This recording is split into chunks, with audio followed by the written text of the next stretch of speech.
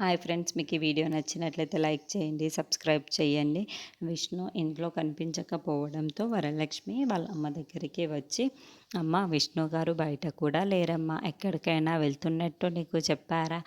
ఎక్కడా కనిపించలేదు అని చెప్పేసి అడుగుతూ ఉంటుంది. ఆ మాటలు వినగానే అక్కడున్న అమ్మ అయితే నాకు తెలియదమ్మా అని చెప్పేసి అంటూ ఉంటుంది. ఇంతలో అక్కడున్న వేదవతి అయితే పిల్లలతో అనరాని మాటలని అనిపించి, ఇప్పుడు వాడు ఎక్కడ వెళ్ళిపోయాడో అడుగుతున్నావా? వాడు ఎక్కడికో వెళ్ళిపోయే ఉంటాడు ఖచ్చితంగా. ఎందుకంటే వాడికి ఎన్ని అవమానాలు ఎదురయ్యాయి ఈ ఇంట్లో. ఈ ఇంటికి వచ్చినందుకు మాకు బాగానే బుద్ధి చెప్పావు వరలక్ష్మి అని చెప్పేసి అంటూ ఉంటుంది. అయినా వాడు ఎక్కడికి వెళ్ళాడో కానీ ప్రశాంతంగా ఉండడానికే వెళ్ళి ఉంటాడులే అని చెప్పేసి అంటూ ఉంటుంది. ఆ మాటలు వినగానే అక్కడున్న వరలక్ష్మి అయితే చాలా టెన్షన్ పడిపోతూ తన రూమ్లోకి అయితే వెళ్తూ ఉంటుంది.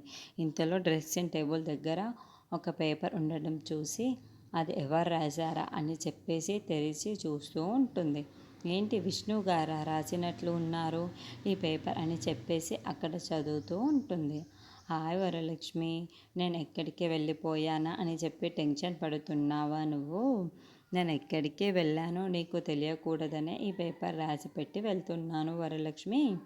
ఇదిగో వరలక్ష్మి, ఒక మగవాడికి అవమానకరమైన విషయం ఏంటో తెలుసా? తన భార్య దగ్గర తలదించుకోవడమే వరలక్ష్మి. అలాంటి ఆ విషయం నాకు జరిగింది వరలక్ష్మి.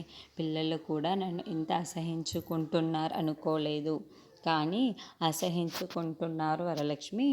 నేను ఇలా ఉండడం మంచిది కాదు అనిపించింది. నాకు ఇంట్లో ఉండాలని అనిపించలేదు వరలక్ష్మి. నాకు చావే దిక్కు అనుకొని నేను బయటికి వచ్చేసాను వరలక్ష్మి అని చెప్పేసి ఆ పేపర్లో రాసి ఉంటుంది. అది చూడగానే అక్కడున్న వరలక్ష్మి అయితే ఒక్కసారిగా షాక్ అయిపోతూ ఉంటుంది.